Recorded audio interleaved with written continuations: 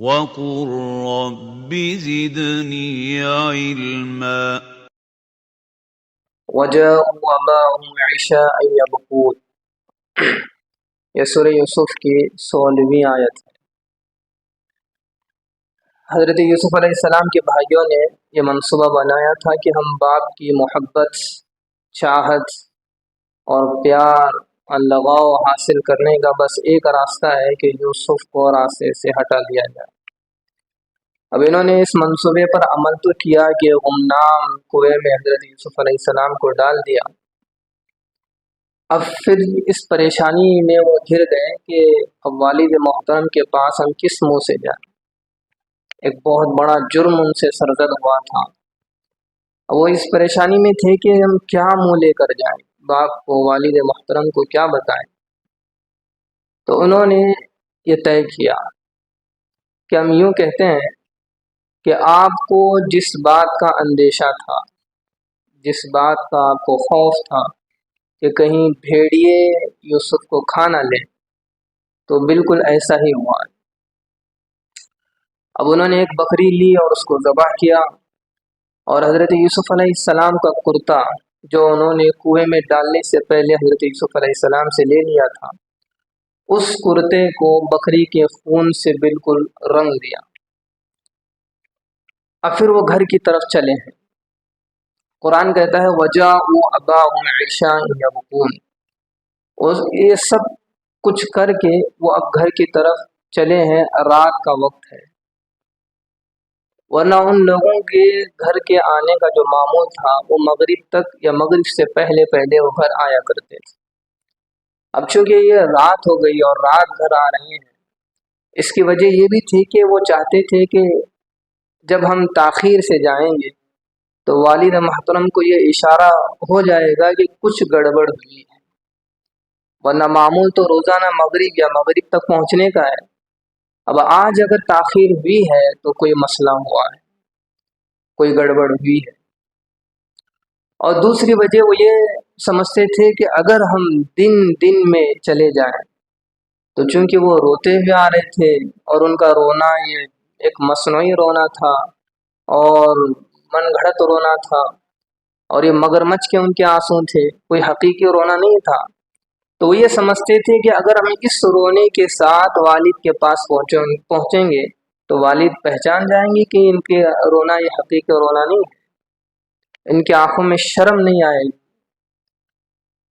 تو وہ یہ اس وجہ سے تاخیر کر کے پہنچے، رات کو پہنچے گھر کو، اور جب پہنچے ہیں تو بالکل روتے ہوئے دھوتے ہوئے۔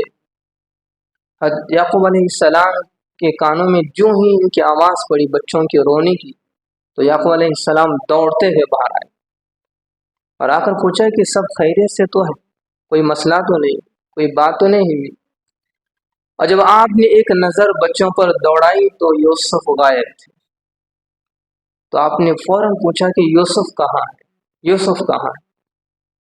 تو اب بھائیوں نے جو کہانی بنائی تھی من گڑت، اب اس کو سنانا شروع کیا، جو منصوبہ بنایا تھا۔ کہنے لگے قالوا یا ابانا انا ذهبنا نستبق وتركنا يوسف عند متاعنا فاكله الذئب۔ اب کہانی ایک جھوٹی کہانی اب والد کو سنا رہے ہیں کہ کہا کہ جو اندیشہ آپ کو تھا بھیڑیے کے کھانے کا بالکل ویسا ہی ہوا ہے۔ ہم یہاں سے چلے گئے اور کھیل میں لگ گئے، دوڑ کھیل کود میں لگ گئے، اور یوسف کو ہم نے اپنے سامان کے پاس بٹھا دیا تھا، اور ایک بھیڑیے نے ان پر حملہ کر دیا اور بھیڑیے نے یوسف کو کھا لیا۔ اور پھر کہنے لگے کہ اگر ہم سچ بھی کہیں تو آپ یقین نہیں کریں۔ جب انہوں نے یہ بات کہی اور پھر کہہ کر وہ کرتا جو بکری کے خون سے رنگا ہوا تھا یوں پیش کیا کہ یہ اس کرتے پر جو خون لگا ہوا ہے یہ حضرت یوسف علیہ السلام کا ہے۔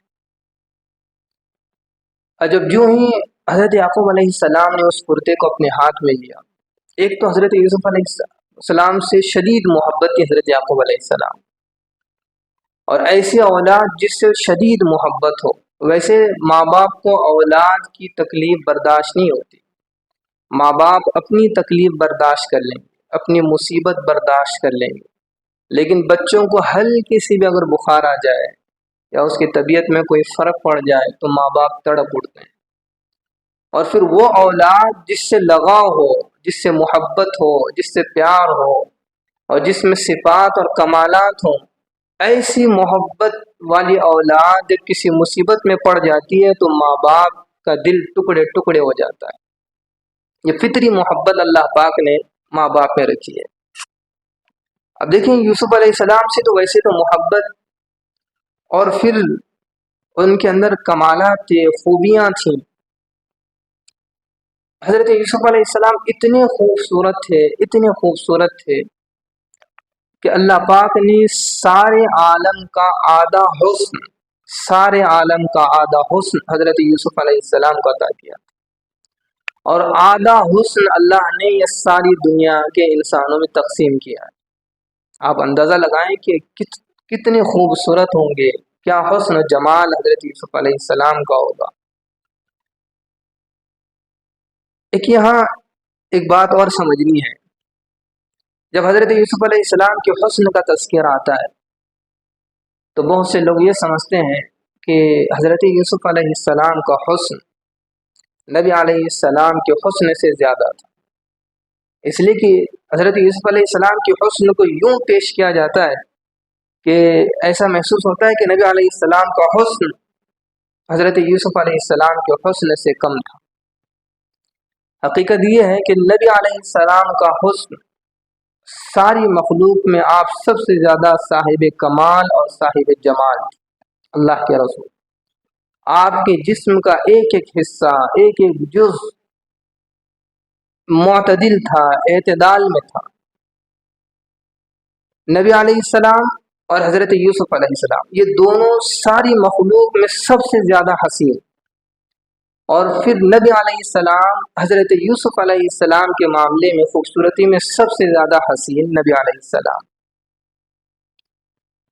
ایک حدیث مبارکہ میں نبی علیہ السلام فرماتے ہیں، حضرت ابو قتادہ رضی اللہ تعالیٰ عنہ سے روایت ہے، نبی علیہ السلام نے فرمایا کہ اللہ پاک نے جتنے بھی انبیاء اس دنیا میں بھیجے، جتنے بھی انبیاء، وہ سب کے سب حسین اور خوبصورت تھے، صاحب جمال تھے، اور ان کی آواز بہترین آواز تھی سارے انبیاء کی۔ پھر نبی علیہ السلام نے فرمایا کہ لیکن ان سب میں سب سے خوبصورت میں ہوں، اور ان سب میں سب کی بہترین آواز میں سب سے بہترین آواز میری۔ اور اس حدیث کی تائید حضرت عائشہ صدیقہ رضی اللہ تعالیٰ عنہ سے ہوتی ہے۔ اما عائشہ صدیقہ رضی اللہ تعالیٰ عنہ اپنے ایک شعر میں کہتی ہیں کہ حضرت یوسف علیہ السلام کے حسن و جمال کو دیکھ کر مصر کی عورتوں نے اپنی انگلیاں کاٹ لی۔ اگر وہ میرے محبوب کو دیکھ لیتے، اگر وہ میرے محبوب کو دیکھ لیتے، اگر وہ میرے محبوب کو دیکھ لیتے تو پھر اپنے جگر کے ٹکڑے ٹکڑے کر لیتے۔ اللہ نے ایسا حسن نبی علیہ السلام کو عطا کیا، لیکن آپ کے حسن پر اللہ نے پردے ڈالے تھے، حجاب اللہ پاک نے ڈالا تھا، حجابات تھے، پردے تھے، ورنہ اللہ کے نبی حضرت یوسف علیہ السلام سے کہیں گنا زیادہ خوبصورت اور حسین تھے۔ اب دیکھیں وہ کرتا، حضرت یوسف علیہ السلام کا کرتا خون میں لدا ہوا جو کہ بھائیوں نے اس طرح پیش کیا۔ یہاں ایک اور بات سمجھیں کہ جھوٹ، کہتے ہیں نا جھوٹ کے پاؤں نہیں ہوتے، جھوٹ کے کبھی پاؤں نہیں ہوتے۔ جھوٹ وقتی طور پر یوں لگتا ہے کہ بہت مضبوط ہے، بہت طاقتور ہے، لیکن چند منٹوں میں یا چند دنوں میں اس جھوٹ کا راز فاش ہو جاتا ہے، وہ چاہے جھوٹ کیسا ہی مضبوط کیوں نہ ہو۔ چوری آدمی جب کرتا ہے تو اللہ پاک نے وہ انسان کے اندر فطرت رکھی ہے، ماہر سے ماہر چور بھی ہو وہ کہیں نہ کہیں اپنا سراغ چھوڑ کر چلا جاتا ہے، یہ فطرت ہے انسان کی۔ اس لیے آپ دیکھیں یہ ایجنسیاں اور یہ پولیس والے جو چوروں کو پکڑتے ہیں یا مجرموں کو پکڑتے ہیں، کیا ان کو کوئی وحی آتی ہے، کیا کوئی ان کو الہام ہوتا ہے کہ بھئی یہ اس نے ایسا کیا ہے ایسا کیا ہے؟ وہ فطرت جو انسان میں ہے کہ کتنا ہی وہ منصوبہ بنائے مضبوط سے مضبوط، وہ کہیں نہ کہیں اس سے چوک ہوئی ہوتی ہے، اور ایجنسیاں اور پولیس اسی چوک کو تلاش کر رہی ہوتی کہ اس بندے سے کہاں چوک ہوئی ہے، کہاں غلطی ہوئی ہے، کہاں اس نے کوئی سراغ چھوڑا ہے۔ اب جب کوئی ہلکا سا سراغ بھی انہیں مل جاتا ہے تو پھر مجرم کو پکڑنا ان کے لیے آسان ہو جاتا ہے۔ یہ انسان کی فطرت میں اللہ نے رکھا ہے کہ کہیں نہ کہیں اسے چھوٹ ہو ہی جاتی ہے۔ ایک مرتبہ ایک مؤذن تھے، بانگی صاحب تھے، بہت جلالی تھے اور تگڑے انسان تھے۔ ان کی عادت تھی کہ وہ اذان کسی کو کہنے نہیں دیتے، کسی کو موقع ہی نہیں دیتے، کہ جو ٹائم ہوتا فوراً کھڑے ہو جاتے۔ اب ایک آدمی کا شوق تھا اذان دینے کا، وہ چاہتا تھا کہ میں اذان دوں، اور یہ مؤذن صاحب ہیں، بانگی صاحب ہیں کہ موقع ہی نہیں دے رہے۔ تو اس نے ایک دن ارادہ کر لیا، مضبوط ارادہ، کہ مجھے آج فجر کی اذان دینی ہے، جو بھی ہو مجھے فجر کی اذان دینی ہے۔ رات 3 بجے وہ مسجد چلا، اس نے ایک بڑی سی ٹول لی اور ٹول پر چڑھ کر اس نے گھڑی میں تبدیلی کی، 3 بج رہے تھے، اس کو 5:30 کر دیا، اور پھر جلدی سے اترا اور مائک چالو کیا، اس نے اذان دی، اور اطمینان سے جب اس نے اذان دی اور اذان جب مکمل ہوئی تو بانگی صاحب جو تھے، مؤذن صاحب، وہ گرجتے برستے بھی آئے کہ کون ہے جس نے اذان دی۔ اب جب وہ جلال میں آئے تو یہ بندہ کہنے لگا فوراً کہ بانگی صاحب آپ تو سوئے ہوئے تھے اور ٹائم ہوا جا رہا تھا، تو میں نے فوراً اذان دی۔ تو مؤذن صاحب کی نظر جب گھڑی پر پڑی تو دیکھا کہ واقعی 5:30 ہو رہے ہیں،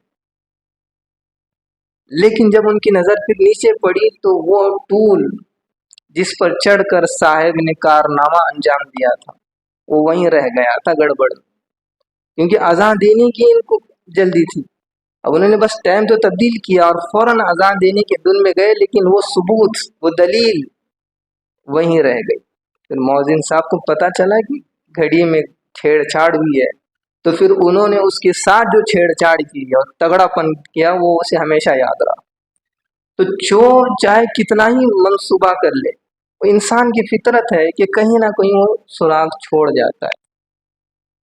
اب دیکھیں یعقوب علیہ السلام کے ان بیٹوں نے منصوبہ بنایا کہ یوسف علیہ السلام کے کرتے کو بکری کا خون لگا کر والد کے سپرد کیا کہ یہ یوسف کا کرتا ہے۔ اب جو ہی حضرت یوسف علیہ السلام کے اس کرتے کو حضرت یعقوب علیہ السلام نے دیا تو کہنے لگے کہ بھائی یہ تو بھیڑیا بہت عقل مند دکھتا ہے کہ اس بھیڑیے نے یوسف کو تو پورا کھا لیا، لیکن اس کے کرتے کو ذری سی بھی خراش نہیں آئی۔ یہ کرتا کہیں سے پھٹا ہوا نہیں ہے، کہیں ایک سوراخ اس میں نہیں ہے، کہیں اس کا کوئی دھاگا نکلا ہوا نہیں ہے، اور اس بھیڑیے نے یوسف کو تو پورا کھا لیا۔ حضرت یعقوب علیہ السلام سمجھ گئے کہ حقیقت میں یہ واقعہ وہ نہیں ہے جو یہ بتا رہے ہیں۔ قال بل سولت لکم انفسکم امرا، حضرت یعقوب علیہ السلام نے کہا کہ یہ تم جو بتا رہے ہو یہ تمہاری نفس کی چال ہے۔ اب دیکھیے یعقوب علیہ السلام نے فوراً اس کرتے کو دیکھو جو پہچانا، یہ آپ کی فراست تھی، یہ آپ کی دور اندیشی، آپ صاحب نظر تھے۔